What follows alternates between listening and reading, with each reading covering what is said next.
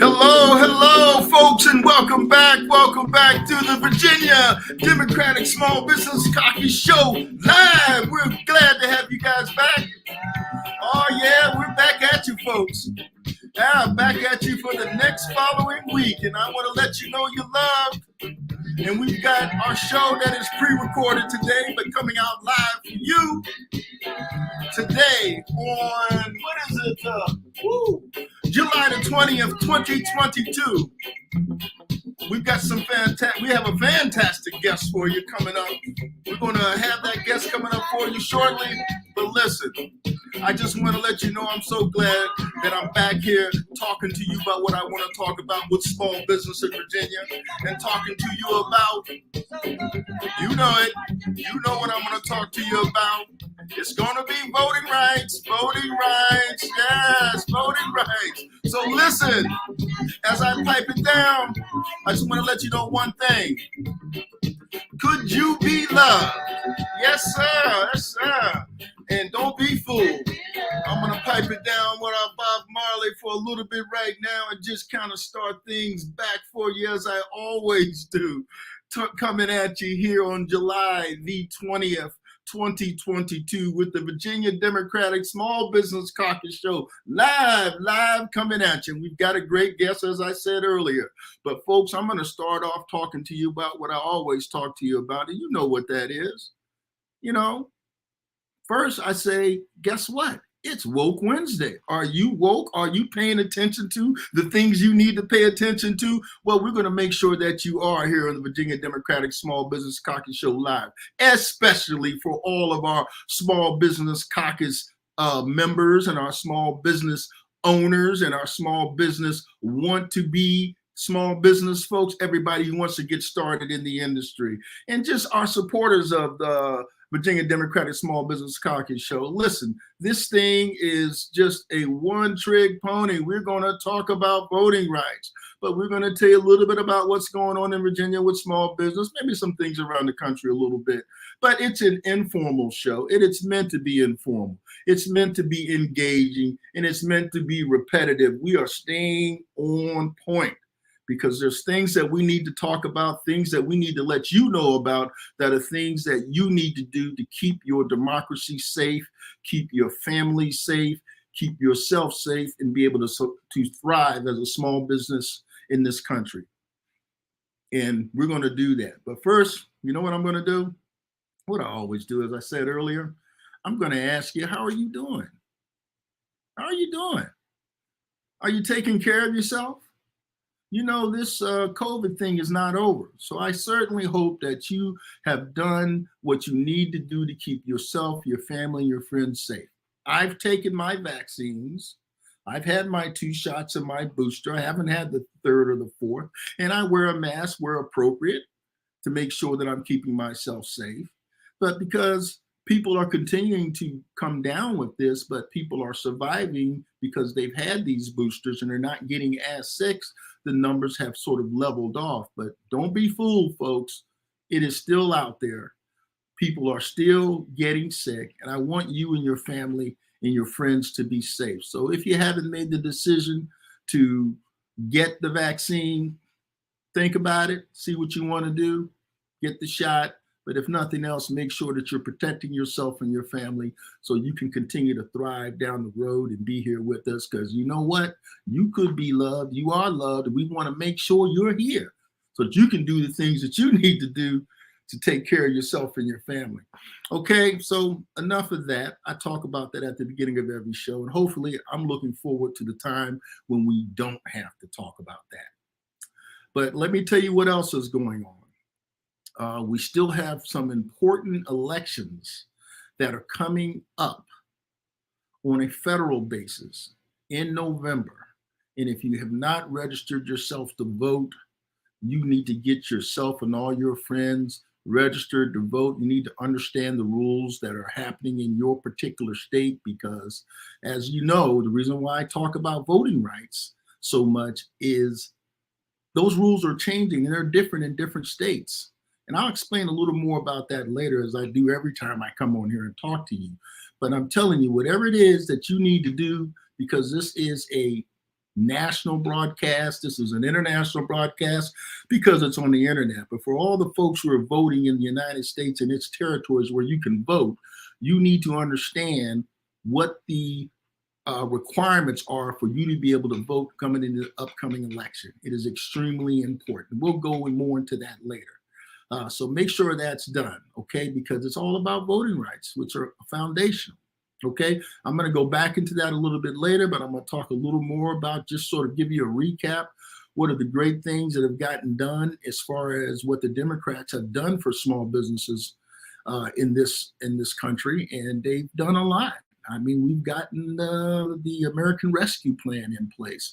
You've got all the other programs that go along with the American Rescue Plans, which would include the PPP plan, the Paycheck Protection Program, the EIDL. You've got the restaurant, the RRF Restoration Act. All these things, by the way, it's not from talking off the top of my head, are provided through the United States Small Business Administration. People have restructured their SBA loans. They've had a lot of different things that were not available until the American Rescue Plan really kind of put that and a lot of other things in place. So we as small business owners, we would not have gotten that if we did not have the right folks elected into office and the right Congress to get those things passed. Even still, there are certain things obviously we're still working on, but there's been some forward progress. Again, when I talk about Virginia, well, I would say at least at the executive level, we've had some challenges. As you know, we did lose the executive offices in our last election because we did such a great job on voting rights, as I say every week. Our competition were able to take advantage of how we made it unencumbered for anyone to go and vote in Virginia, providing the very open rules that Virginia has that allows people to have early voting, that allows people to have the right amount of drop-off boxes for mail-in votes, to how people can register to vote and how they can cast their vote, and really having the right folks in place so that all the votes get counted. And regardless of where you sit on either side of the fence or independent, it really doesn't matter. And that's your constitutional right in this country, that your vote, you can cast it without being suppressed in any way, and that your vote gets counted. Well, that happened at the last election in Virginia. And at that last election, we didn't come out in the numbers we needed to. So we lost the governorship, we lost the lieutenant governorship, and we lost the attorney general's office, which are the executive offices in Virginia. We did maintain the Senate, but we did lose control over the House of Delegates. But winning 1 out of 3 is better than winning none, because that gives us some say in how this state is run. And of course, there were no complaints about anything having to do with the voting procedures in this state, because they couldn't complain. The reason why they couldn't complain, because if they complained about there was some sort of problem, then how did you win all 3 executive offices if there was some sort of problem? We certainly didn't cheat ourselves out of that as Democrats. Of course not.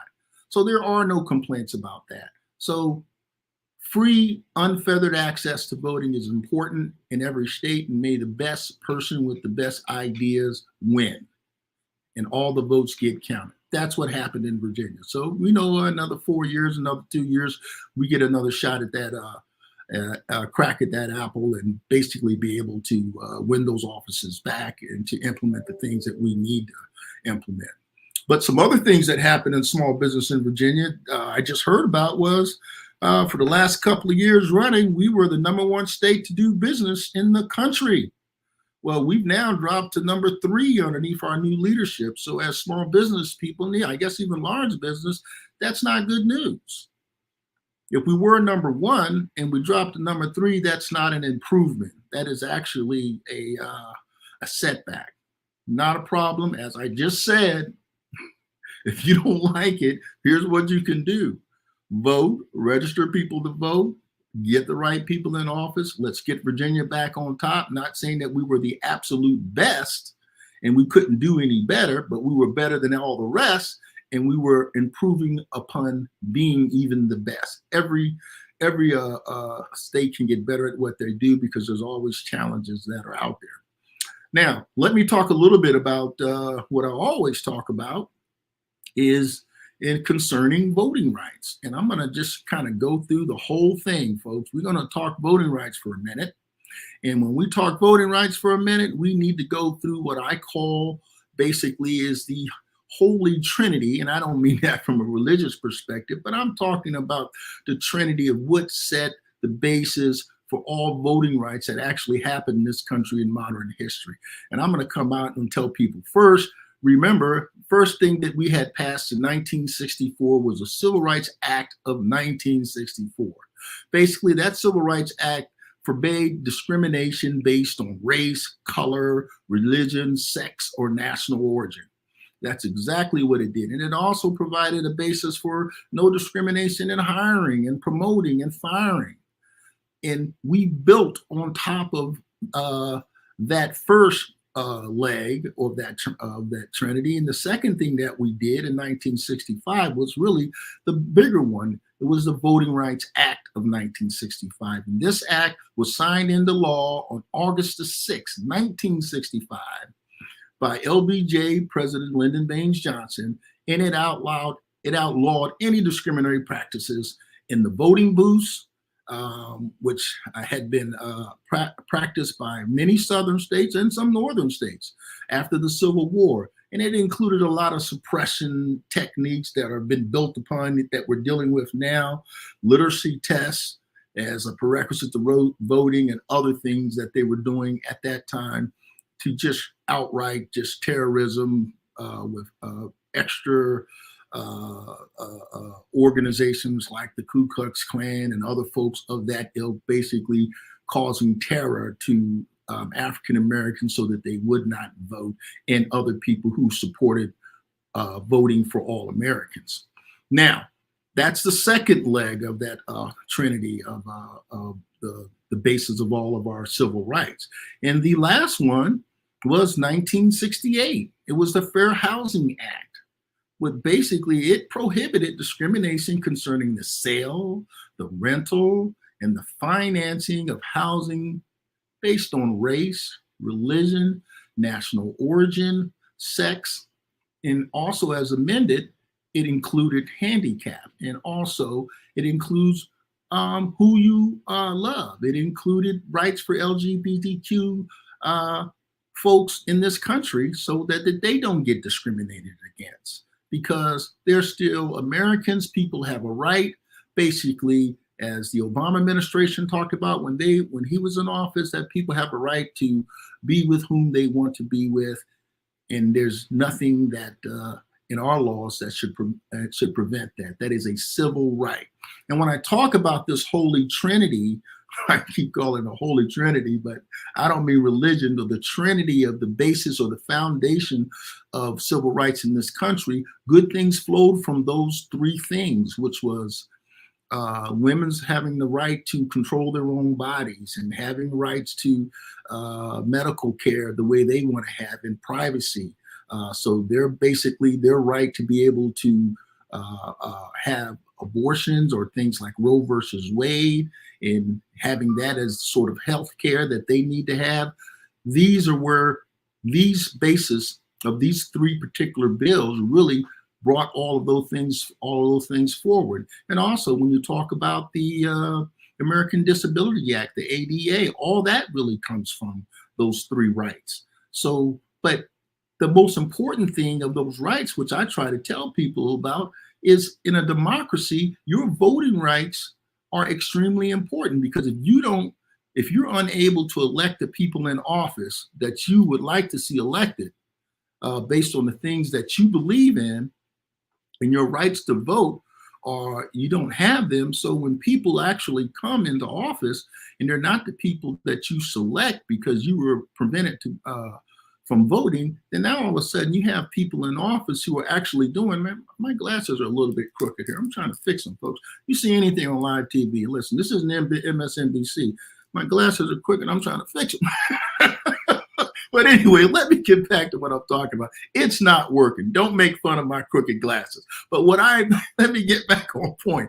The point that I'm making here is, in a democracy, voting is like air to your body. If you cannot elect who you want on a local, on a state, or on a federal basis, then you do not have a voice in how you would like to be governed and how to ensure that your constitutional rights are not being taken away from you.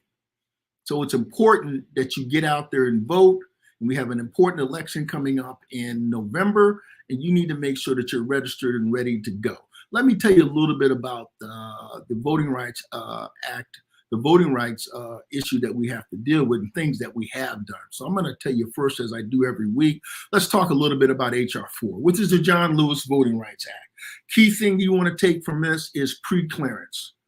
The Supreme Court in 2013, I believe the date was, they knocked down the heart of what was important in the Voting Rights Act, which is pre-clearance. Pre-clearance simply meant that before any changes to voting rules in this country, it had to go through the Department of Justice to make sure that they weren't discriminatory. And it also stated that you also had to have at least 100, it had to happen at least 180 days before any election.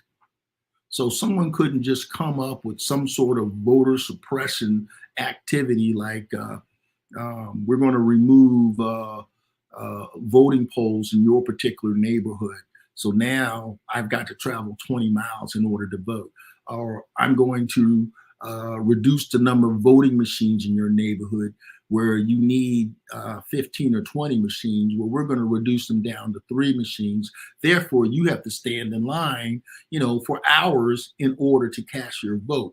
All these things are voter suppression techniques because they're hoping that you will not vote. They're hoping that you will leave. Or if you didn't vote in a prior election, they do things like purge your name from the voting polls. And when you show up, you think you're registered to vote. But guess what? They purge your name, so your name's no longer on the list. And when your name's not on the list, you do have what's known as a provisional ballot you can cast, but sometimes they won't even tell you about that. But at any rate, that provisional ballot causes a problem. And that problem, excuse me, my technology's going off, causes a problem when it comes to getting an accurate account and an accurate accounting for the voting. And these crooked glasses are really bothering me. This is going to be a blooper reel, and one day I'll run it back. But listen, folks, these are the things that are important. And these things are important so that you know that you can maintain your right to vote. Well, the point I'm making here about H.R. 4 and the John Lewis Voting Rights Act, it puts all that back into law. And it was passed through the House. It did not pass through the Senate. But I'm going to tell you about the other thing that got passed through the House, and that was H.R. 1, the For the People Act of 2021, which was a bill that basically reiterated not only the pre-clearance and the full protections of the 1965 Voting Rights Act, which was decimated by the Supreme Court, it also added other great things to allow even more access to a lot of the things that Virginia already has. For example, automatic same-day voting, banning purging of voting rolls, which I told you about before. It added finance reforms, banning foreign big money loopholes, and it added even more election security by independent commissions to prevent gerrymandering, and also provided grants, money, free money to states to replace aging or out-of-date voting machines, and also processes for auditing and securing the election results. And that's important because what's going on now, folks, not only are they trying to suppress your vote and make it hard for you to vote, they're actually are running people for Secretary of State I'm talking at a state level, and the Secretary of State is responsible on a state level for the rules and ensuring that once the votes have been cast, that they are fairly counted and that they go on to the next step, whether it's a state election or either a federal election, and make sure that the proper thing is done. To give you an example of what that means is, for example, when our competition last time tried to get secretaries of state to change laws in Georgia and in Wisconsin and some other states, but they were defeated and knocked down by the U.S. federal courts. If those people had acquiesced to doing things that they weren't supposed to do from a state constitution or a federal constitution basis, they were trying to throw that voting into our competition that had control of those state houses, and they were going to try to nullify those electoral votes and therefore change the outcome of an election. So it's not just important that you vote, but it's also important that you protect the process for voting, because all the other things about voting flows from all the good things that you want to happen in your government, local, state, and federal, flow from you being able to vote and having the right people in office to pass the legislation, and also having the right people in the executive office to actually sign that legislation into law, whether it be on a state level or whether it be on a federal level, which is the president. On the state level, it's the governor, right? And as I always try to tell people, in case you were asleep at the wheel in your 12th grade government or civics class, or whether or not your particular jurisdiction has taken government out of a requirement for you to graduate from high school, remember, we are a government and a constitution of the United States. We have three separate powers. The three separate powers are: one, which is the judicial. They do make all your decisions on a court's basis. They're a separate power.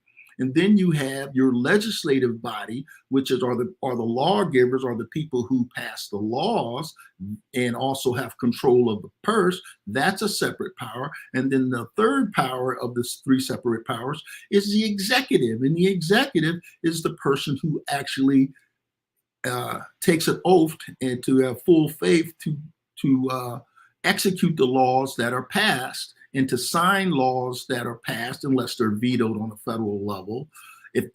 But basically, the executive is the one who actually passes those laws, signs those laws, I'm getting tongue-tied, signs the bills into law so that there now are the sort of things and the policies that you have as citizens in your state or from a federal perspective. So there you go. You need to have all those things. And when you vote, you basically are able to influence all those three legs of government with people who are of like mind, who are paying attention to the Constitution of the United States, and who are looking to make sure that these things are done correctly, as we've been able to improve and become more and more of a perfect union as we've moved down our road. We've had challenges here in this country, but we've always been able to rise to the challenge and do what we need to do to make sure that the country is moving forward in a positive way. So there we go. I talked about that. I wanted to make sure that you understand about that. So what is your sort of call to action? Well, your call to action is that you need to call your congressperson and let them know that you're familiar with the H.R. 4, the John Lewis Voting Rights Act, that you're familiar with H.R. 1, which is the For the People Act. But also, I didn't talk about this because I forgot, I'll admit it, there was a bill that came out of the Senate based on these two prior bills. And let me tell you a little bit about that before I finish my call to action for you. That bill basically was Senate Bill 2747, which is the Freedom to Vote Act. How things happen in the legislative body on a federal level is the House of Representatives passes bills, the Senate can pass bill, they have a conference, they agree upon what they're going to agree upon between the two, if there's any different versions in the bills, and then once the Senate basically agrees to that, it gets passed on to the president to sign it into law. And basically, Bill 2747 basically agreed with the National Voter Registration to fight against voter suppression by having national automatic voter registration, prohibitions on voter poll purging, and also federal partisan gerrymandering. It also had improved election security measures, the ethics for all three branches, for example, requiring the president and candidates to disclose at least 10 years of their tax returns, and prohibiting members of Congress from using taxpayer dollars to settle sexual harassment cases. And it had some other things in there too, things that would curb corporate influence by forcing super PACs to disclose their donors, requiring government contractors to disclose their political spending, and also prohibiting the coordination between candidates and super PACs, and among other reforms. So this is what actually came into the Senate, and the Senate tried to pass that bill, which incorporated some of HR 4, some of HR 1. They tried to get that passed, and of course, you folks know that that failed because we actually had a couple of holdouts that caused the problem for that. So what's the solution to that? Guess what? The solution is voting. That's right. The solution is voting rights because it's all about a numbers game. It's voting rights, folks. It's voting rights. It's voting rights. It's voting rights. Because if you need more people to make sure a bill gets passed, how you get more people who think the way you think is you elect more people who think the way you do. And therefore, you don't have that problem. You maintain the presidency. You actually elect more people to make sure those bills get passed and out of the legislative body and make it to the president's desk or make it to the governor's desk, where you have someone there that you voted for that signs that piece of legislation into law. That is how it works. And if you don't vote, it doesn't happen. And why do you think that more than 43 states and more than 400 and some odd voter suppression bills have taken place? They are trying to prevent you from voting. So if voting wasn't important, why are they taking these extra measures to prevent you from voting or to prevent the votes from being counted fairly? Listen, 50% of the people vote in this country. 50%. So if we only got another 20% of the people who don't vote, right? That's 50% who don't vote, and we registered those folks to vote, it would be game over. The numbers would be too overwhelming. And we wouldn't have the problem that we have now if simply people did their civic duty, registered to vote, and voted in local, state, and federal elections. So, call to action is, get on the phone, call your congressperson and say, hey, I know about HR 4, HR 1, I know about 2747. I want those bills passed into law. And as soon as you hang up the phone, you say to yourself, okay, the minimum I can do is vote. Boom, that's off the table. The rest of I need to do is I need to find out how I can support candidates who believe what I believe and do what I can do, whether they're in my state or not, because I can get on my phone and I can get on a voter poll and I can call people. If I live in Virginia, heck, I can call people in all of the other 49 states right from my cell phone. I can do stuff on the internet or even in my local area. I can participate in my local Democratic Party, right? In my local Democratic committee, which is at a local level and a precinct level. I can do all these things. Plus, I can do things as an activist outside of that. And I can get out there and, if I can't just, be part of a march or a protest, if I can't do that, as I guess my boy Al Sharpton says, I'm too tired to walk. I'll just get a chair and sit in the middle of the street. I'll just get in the way. Listen. You need to get into good trouble, because if you think things are challenging now, they are going to get a whole lot worse if you don't participate and exercise your right as an American citizen to participate in the political process. Because if you don't participate in your civic duty, instead of you getting what you want done, listen, politics is going to do you if you don't matter if you don't do anything. There's other people who are coming after you. Trust me. They're after you, and what you need to do is participate and vote so that you can protect your small business, protect your families, and protect all the things that you consider to be of value in this country as an American citizen. Okay, I'm off of my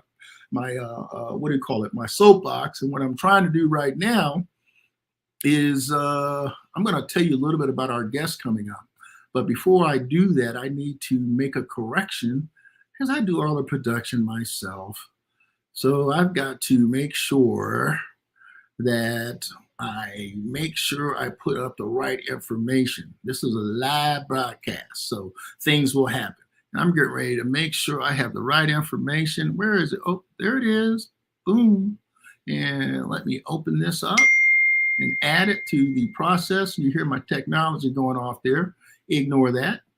I'm now uploading the right promo for our guest, and I'm about to bring that promo right in front of your screen so you can hear what I'm about to talk about. Listen, we've got a fantastic guest for you. His name is Morgan Jameson, and he's the executive director for both the Equality Chamber Foundation and the Equality Chamber of Commerce for the DC metro area.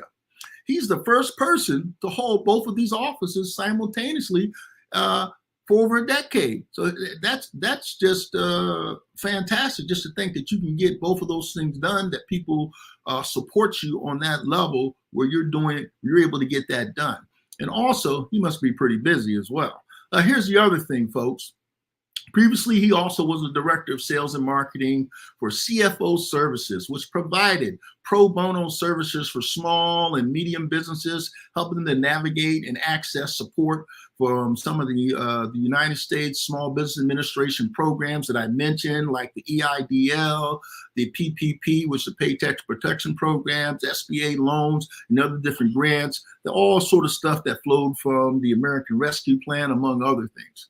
Also, tell you a little more about Morgan. Morgan's other positions he's held is he's also director of business engagement for Equality Virginia. He's also been a legislative assistant in the Virginia House of Delegates. A little bit about him personally. He attended Fairfax County Public Schools, and he later went on to attend Marshall University in Huntington, West Virginia, pursuing a Bachelor of Arts degree in secondary education.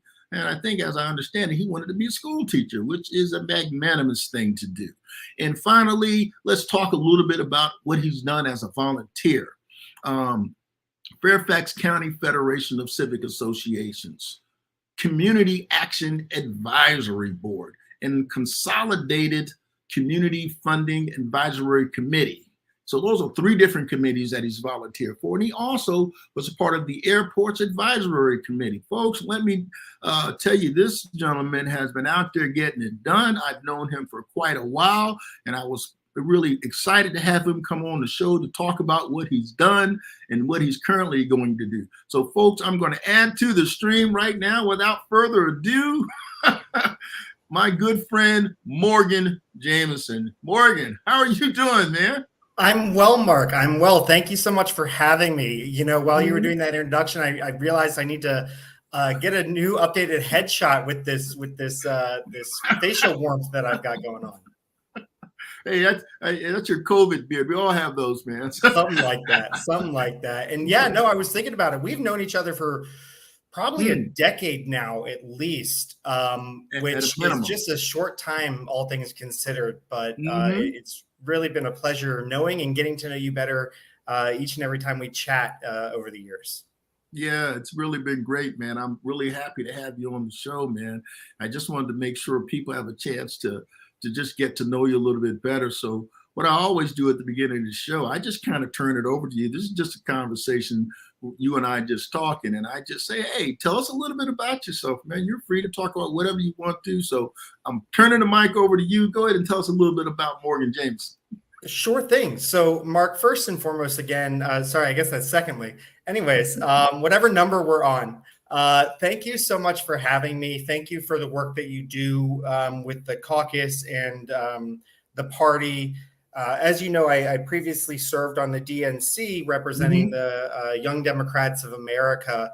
And, you know, there was the Small Business Caucus there. And, you know, I was engaged with them as well as some of the other caucuses just to make sure that we are maintaining what we need to maintain with the relationships that we have for the small medium business community. as well as the business community as a whole. Mhm. I mean, we all know the phrase, it's the economy, stupid. So, some just being involved in that is important.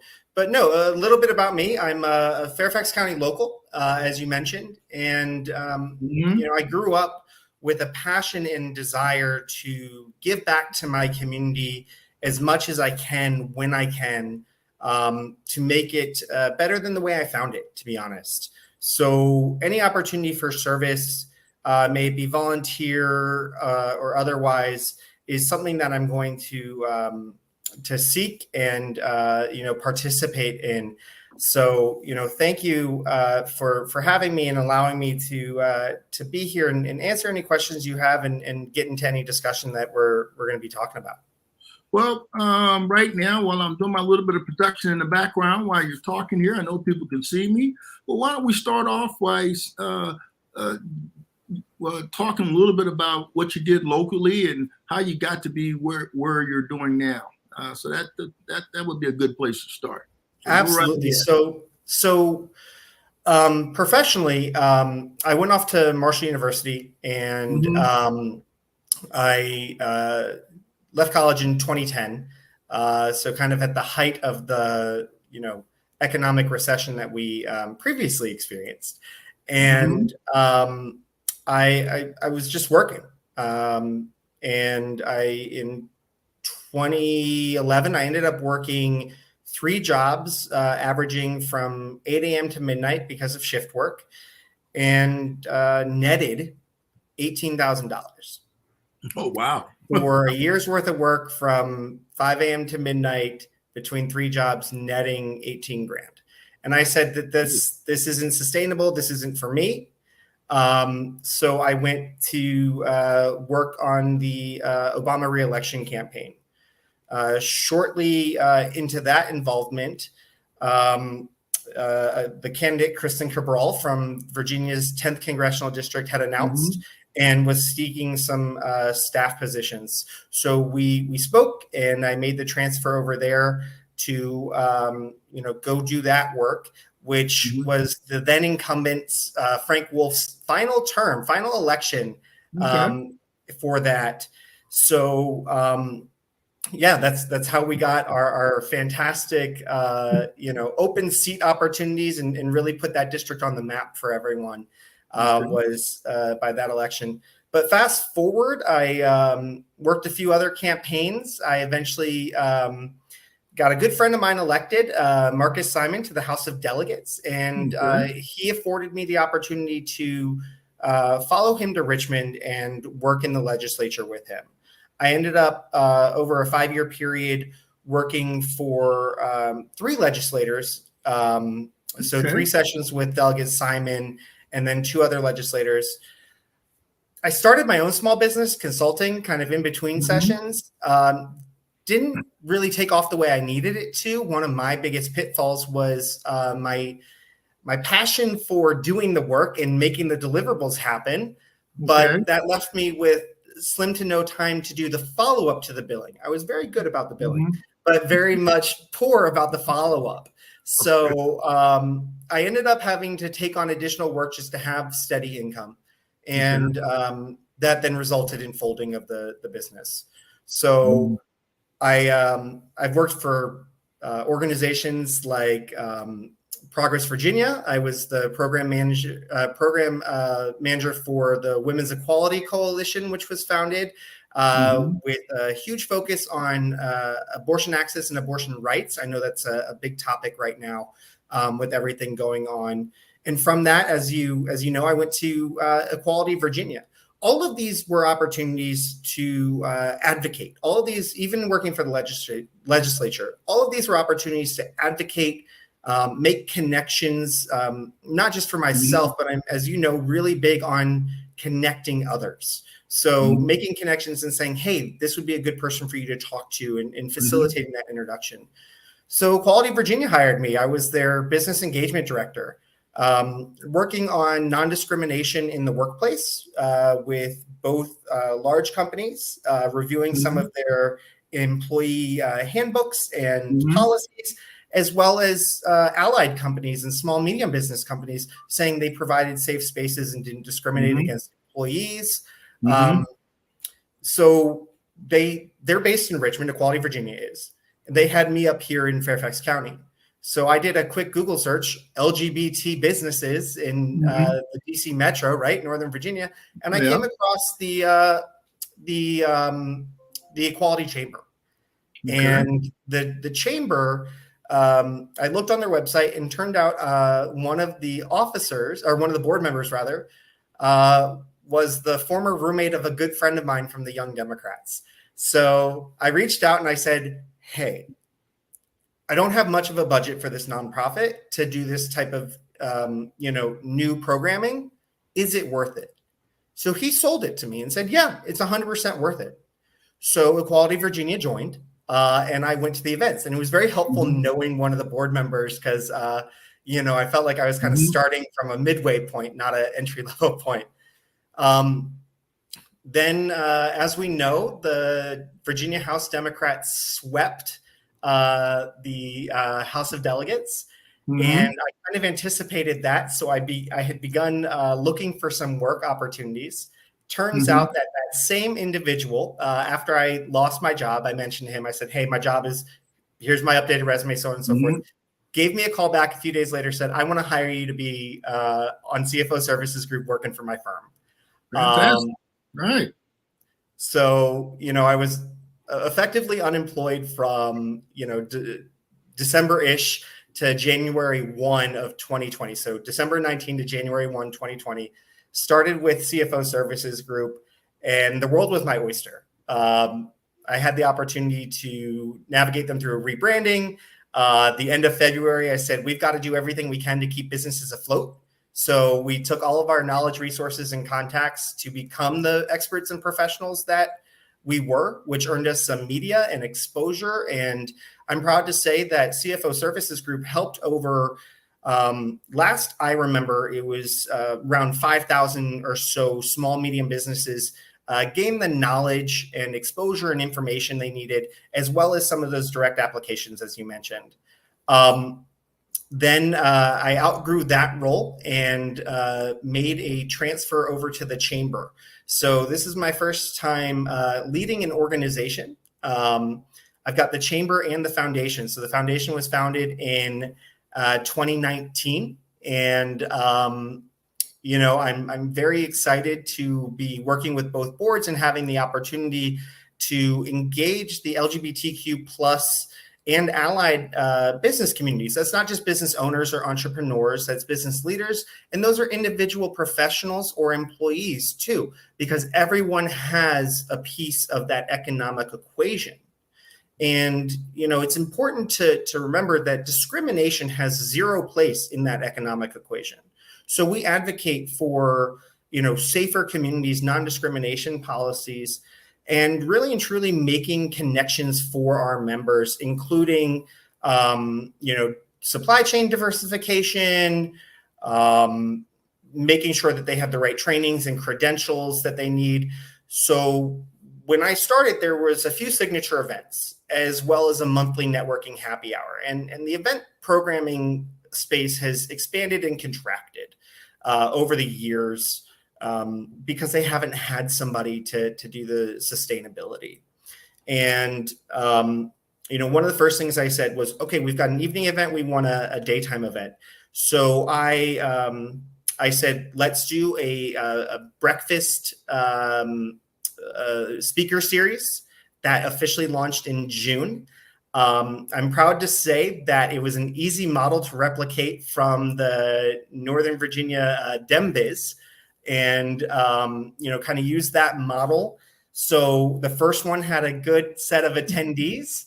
And, next year we're looking to roll out more programming. But all of this is to say, there's only one bite at the apple at a time. So that's for the chamber and its work. But a lot of that can be done by the foundation too. Since the foundation was founded in late 2019, not many people got to know about it because of the pandemic. So we just completed a bylaws process for both organizations and both their boards. We're working on board manuals and a lot of administrative things. During our Pride kickoff event in June that the Chamber does every year for Pride Weekend, we tacked on a silent auction and 50-50 raffle for the foundation just to get a little bit more exposure for the organization.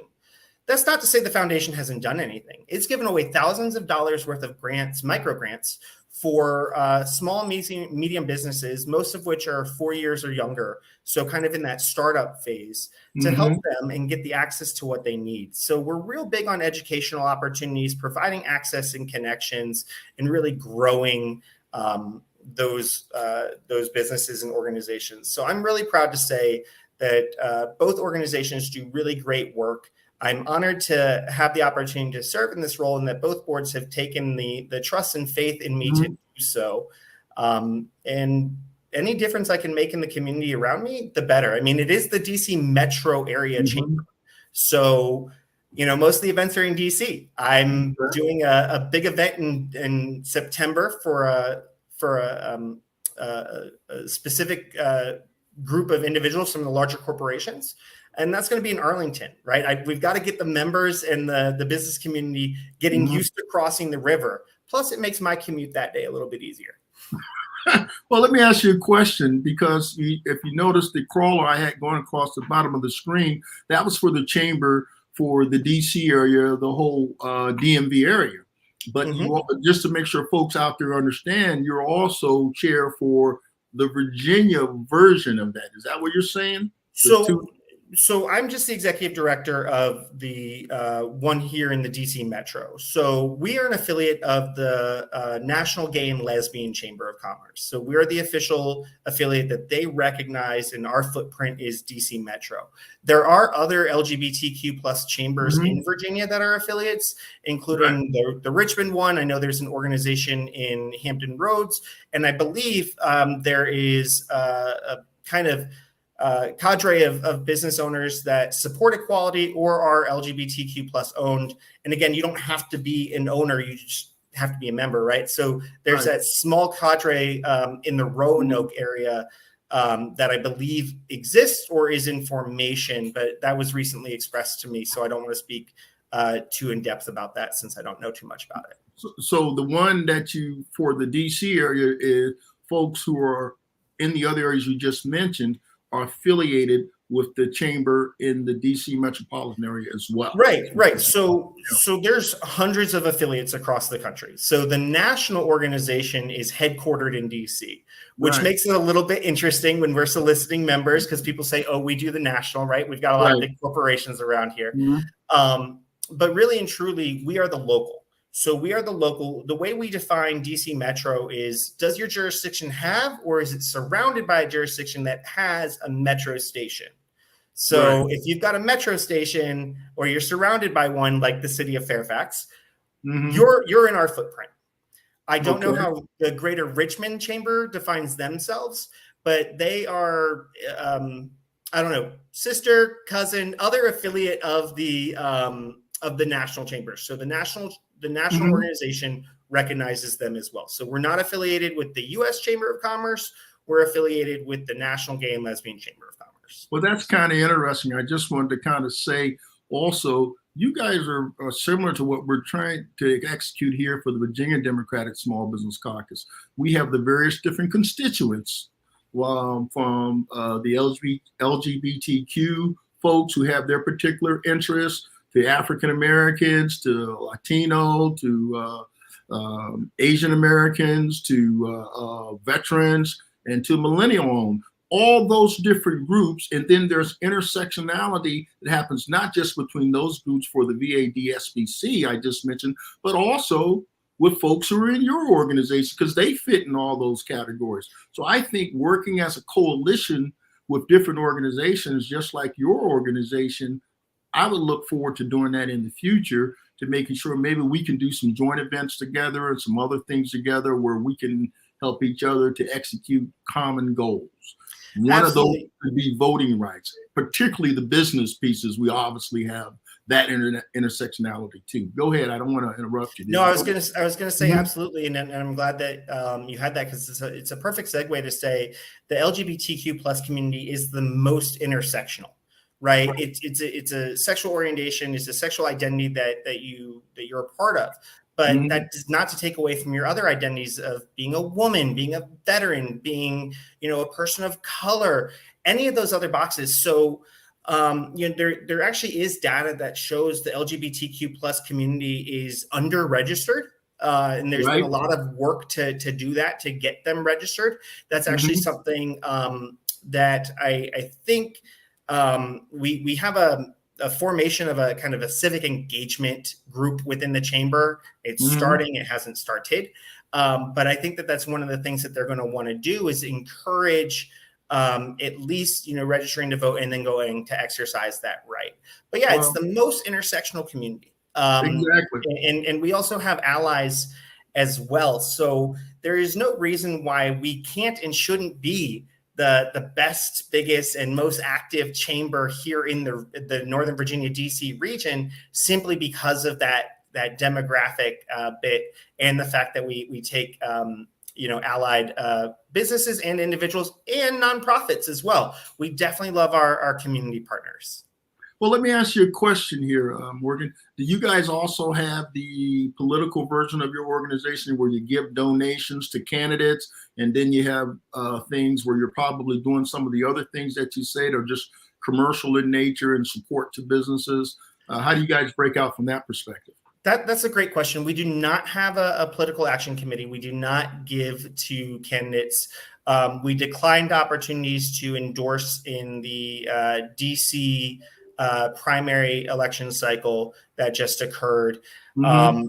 But we do advocate. We are going to say, here are policies that we That support. you support, right? And we can also do education, right? You So can do advocacy, you can do education, you can do coalitions. You don't exactly. necessarily have to give money, but The all that chamber stuff is that's the messaging that needs to get done. Go ahead, the sir. chamber in and of itself, is, for those of you tax wonks out there, the chamber is a 501c6 membership organization, and the Okay. foundation is a 501c3 charitable nonprofit organization. Okay. So we have to maintain our nonprofit statuses and make Mhm. sure that we are staying in those lines of what we are able to Right. do. Right. So, the chamber can definitely take and advocate for policy positions. But Mhm. at this time, it is the decision of the board to not engage overly politically by Mhm. means of there's nothing that precludes an endorsement, right? The chamber can absolutely do an endorsement, but the Right. board has decided not at this time. And we also don't have a PAC, right? Being the Right. first person in over 10 years, I've got to build up that base of engagement and funders and Right. our programming, so that way people can say, okay, I trust to put my money into this organization and know that they're going to get the results for me that I am looking for. So at this point, we do not have a PAC. Well, again, we talked a little earlier about that 80-20, 90-10 rule. You can only do so many things with the resources, manpower that you have. So you got to prioritize. I get it. Trust me. One bite of the apple at a time, right? Exactly. So I was looking at your bio, and it also said that do you still volunteer for all these other civic organizations that were mentioned? Yeah. Or So that all of those boards, authorities, and commissions that you mentioned are current. Yeah. They are all current. So Wow. I am among past roles with the Federation of Homeowners Civics Associations. I am now the corresponding secretary. I was previously the vice chair, the first vice chair of the organization. We kind of lost you for a minute there. I'm hoping you'll come back. Folks, this is what happens here. You can get a bad internet connection, and if you get a bad internet connection, you can lose everything. So what Morgan was getting ready to tell us a little bit about was his volunteerism work and all the work that he did as a volunteer. And I mentioned that earlier when we were talking, And that area that he was going to tell us about was really everything that he had done as a Fairfax County Federation of Civic Associations, Community Action Advisory Board, and also Consolidated Community Funding Committee and Airports Advisory Committee. So he's been pretty busy along the road. And I usually get, we're about 6 or 7 minutes from, and this is what you get with a live broadcast. You never know what may happen. People can lose power, their computers can go down, a number of things can happen. But we really did appreciate having Morgan Jameson on the show in his current position as the executive director of the, let me get it right here, the executive director for both Equality Chamber Foundation and also the Equality Chamber of Commerce for the DC metropolitan area.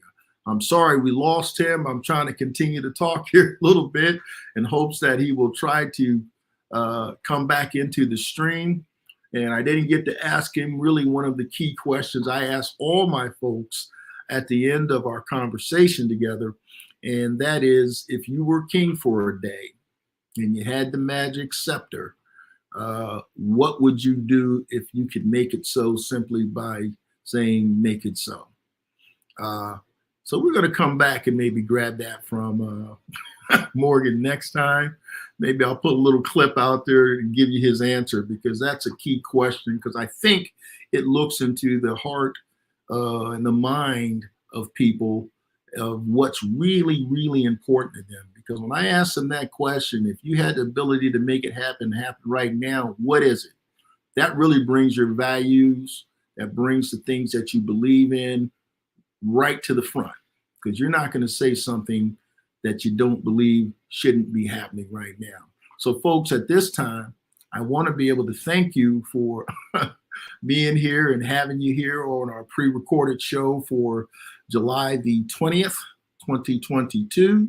And I appreciate you being here. But I'm going to hang out, maybe talk a little bit in hopes of of getting Morgan back, because we haven't quite hit the hour. We've got about 3 minutes and, well, 3 minutes left. So we're going to hang out for a minute. Maybe I'll get Morgan back. But anyway, so let me just go back and just encourage you, as I do with all of our shows, is to remember, the key thing that we talk about here as a small business until we actually get this thing done, as I said before, is voting rights and making sure that we get that legislation and get people in office who are going to pass voting rights legislation that will put the rights that we had starting in 1965 back on top, because those voting rights make sure all the other things that we want to have happen, everything that the president talks about in Build Back Better and what he's talking about in human infrastructure and college loan forgiveness, the George Floyd bill with police reform, and now you can add Roe versus Wade and abortion rights, amongst other things. All of that depends on your voting rights. If you don't vote, or if your vote is suppressed, then you're not going to have the ability to get all these different bills passed and have a president who will sign them into law. So, and also more importantly is, you can't get control of certain houses, different states' houses of their state houses, which includes their senators and their delegates, and the governor, who is the executive on the state level. You can't get these people elected if you don't vote. If you can't get them elected, then that's part of the comprehensive thing you need to do to stop voter suppressing, on top of federal laws, which have been taken away, that prevent people from voting. And now you have this patchwork of multiple laws concerning all kinds of issues, from abortion rights to voter suppression to just all sorts of things that we need to get accomplished. Also, the president also is the one who selects Supreme Court justices. that allow, that look at the laws and make sure that they're constitutional, and that he's choosing people who are going to look at the Constitution itself and say, hey, what you're doing is constitutional or it's not constitutional. And they're also being very much aware that, our Constitution has amendments, which means that, hey, things are meant to grow and change. The founders of this country were not able to perceive or conceive every single change that may come about in the future. That's the reason why they have amendments. So I don't think we're going to get Morgan back. This is the way it goes with live internet shows. So you sometimes lose people for technical reasons. So I just want to thank you all for being here as we bring ourselves to a close here. I'm just going to let you know we appreciate you being here. And now it's that time. I think I hear something coming in the background as I'm doing my, oh, there it is. Thank you for being here. Thank you for being part of the Virginia Democratic Small Business Caucus Show live. And we'll see you next week, next Wednesday. Stay woke. And we'll be back with another exciting guest. And we'll be back talking about voting rights. Until then, we want you people to take care of yourselves so you can do all the great things you need to do for yourself and for your community. Don't let them fool you. Oh, no.